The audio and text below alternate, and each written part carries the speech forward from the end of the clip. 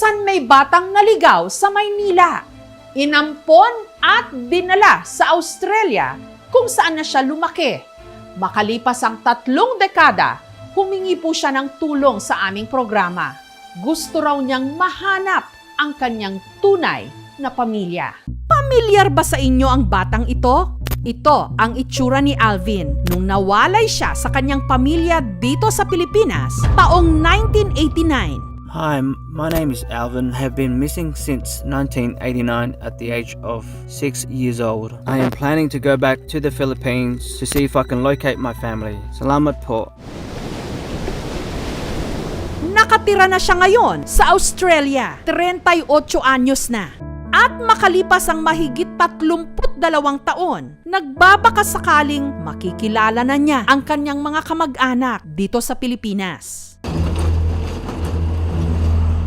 Taong 1989, nung mula sa inuupahan nilang bahay sa Maynila, niyaya raw si Alvin ng mga kalaro niyang lumabas. They asked me to come for a walk with them to the market, just go, because my parents have always known that I'll always come back home. Pero sa kanilang paglalakad-lakad, sina Alvin naligaw. We tried to go back home and find my way back, but it was just too dark. Both my friends decided to leave me and go their separate ways. And so then I was left all by myself walking around the streets. I knew that I was lost and I started crying.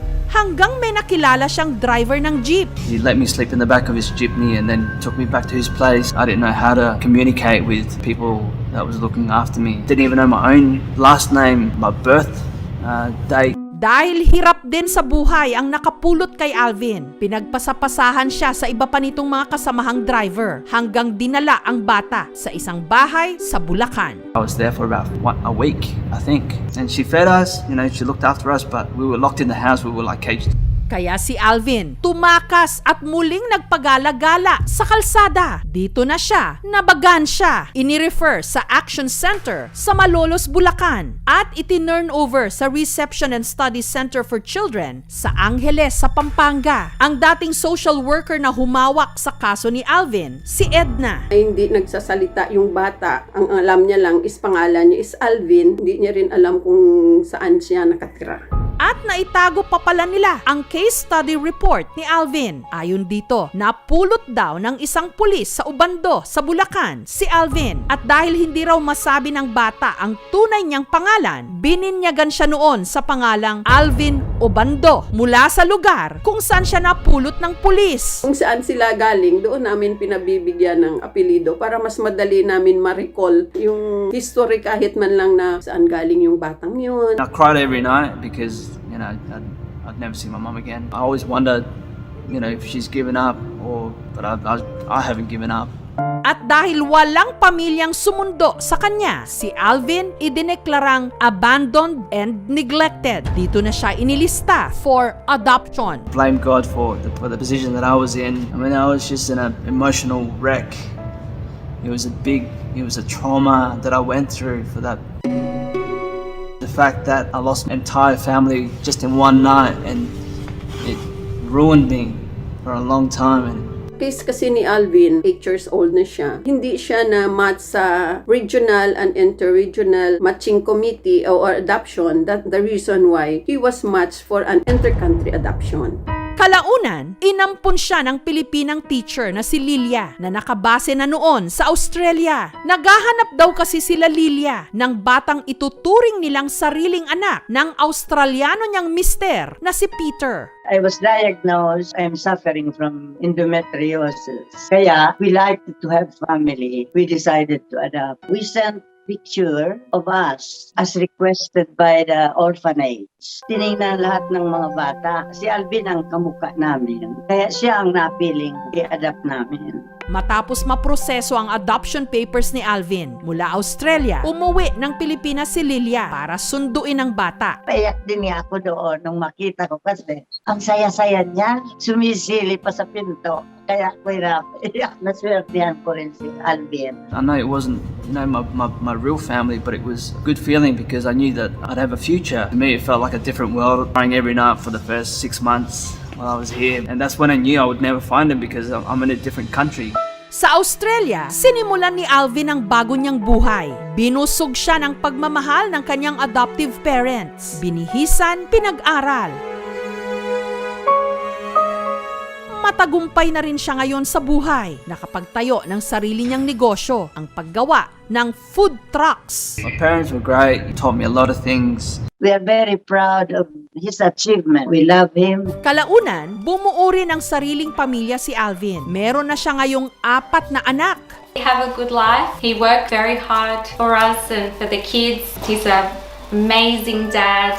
Nakamit man ni Alvin ang lahat ng ito. Maganda man na ang pamumuhay niya sa Australia. Pakiramdam daw niya, hindi siya buo. It's a huge missing piece which I need to fulfill. It's part of my heart to always look for him. My parents, just to see whether she's still alive, and my sisters, and I pray that they are. Desperately all want, and we want the kids to meet their grandparents and aunties. Base sa natatandaan ni Alvin, meron siyang 2 kapatid na babae na ang mga pangalan Belinda at Marilyn. Palainom daw noon ang kanilang ama habang tindera sa palengke ang kanilang ina. Nakatira raw sila malapit sa isang palengke sa Maynila. My mum used to carry this wooden trolley with her vegetables. So she had short curly hair. She had like a round face. Bit-bit ang lumang larawan ni Alvin. Nagtanong-tanong ang aming team sa pinakamalalaking palengke sa Maynila. Baka po may kilala kayong tindera ng gulay na nawawalan po ng anak. Hindi po eh. Baka po may kakilala kayong tindera na nawalan po ng anak noong 1989. Eh di ba sabi ho, taga-rek ko daw ho. Baka sa gabi ho, meron. Ay, baka may kakilala kang tindera ng gulay na nawawalan ng anak noong 1989 pa.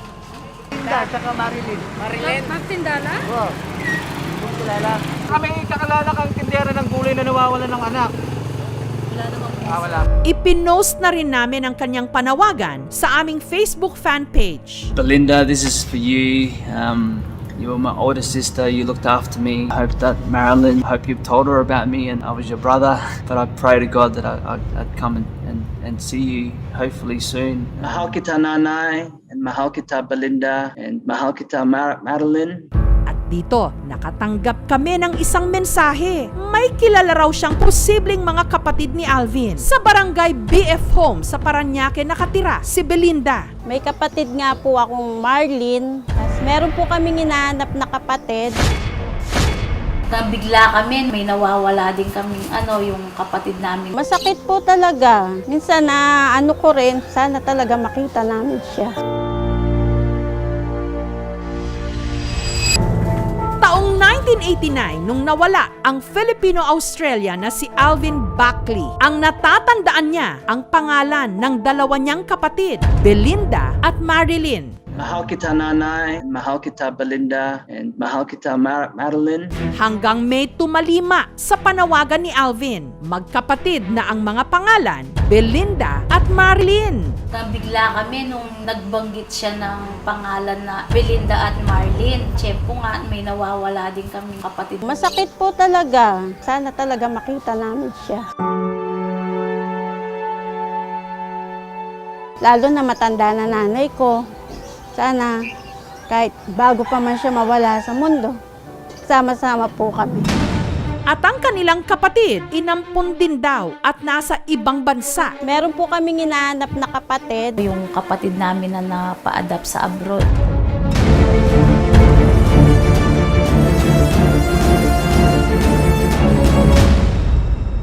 Yun nga lang, ang kanila raw nawawalang kapatid, babae. At sadya raw itong ipinaampon ng kanilang ina sa nakilala nitong foreigner. Ang pagkakaalam namin, naniraan yata ng Spain yung nag-adapt. 5 buwan din daw ito nung huli nilang makita. Sa makatuwid, hindi ito si Alvin. Siya po si Maribel Marquez Gumban. Ang pangalan niya po ngayon ay Chameco. Sana po makita namin siya at magsama-sama na kaming pamilya. Samantala, ang bahay ampunan na kumukup noon kay Alvin, may ipinadala sa aming liham na kalakip daw sa files niya. Maaari pong sumulat ako tungkol po sa pamangkin kong si Alvin Obando. Mayroon po bang dapat bayaran o anumang nararapat gawin para sa pagkuha sa kanya? Sulat mula sa nagpakilalang si Ray Obando na di umano tiyuhin ni Alvin. Ang liham natanggap nila taong 1989 kung kailan na-admit din si Alvin sa RSCC sa Pampanga at naka-care off sa isang Nestor Taway na nakatira sa Parang sa Marikina. Pinuntahan ng aming team ang tinukoy na address ng isang Nestor Taway. May kilala po ba kayong Nestor Taway? Ako nga po. Pero nung tanungin siya kung may kilala siyang Ray Obando na nagpakilalang tiyuhin ni Alvin sa liham, Ray Obando po, hindi ko po kilala to. Hindi po familiar sa akin tong sulat na to eh. Pero itong nakakare off sa akin, address ko po talaga ito. Wala rin po akong kilalang Alvin eh. mariin din niyang itinanggi na sulat kamay niya ito. Ito po ang sulat ko. Hindi po ako may gawa ng sulat na pinakita sa akin. Ang ginawa po nung social worker na may hawak po ng case na ito, sinulatan po siya, yung po sinasabi na si Ray Obando. Wala po kaming na-receive na sulat na bumalik or dalaw na ginawa po itong sinasabing si Ray Obando. Even po yung si Nestor Taway na sinasabi po dito sa sulat, hindi po dumalaw o sumagot po dun sa sulat. Pinagtataka po ng social worker, paano po nangyari na yung Ray, ang apelyido Obando, given surname po yun. Nagduda rin po, kaya nga po marami pong mga hinihinging mga requirements sa kanya. Iisip po namin, baka po mamaya gagamitin po ng sindikato. If you're watching this video, just know that I'm looking for you and know that I haven't given up on you guys. I always prayed every night for you and I hope that they're still alive somewhere. I hope that I can reconnect with you guys again. My heart is singing to come and look for you. Mahal kita Nanay and mahal kita Belinda and mahal kita Madeline. Titigan pong maigi ang litratong ito at baka natatandaan niyo siya. Dahil ang batang ito na naligaw noong 1989 gusto nang makauwi.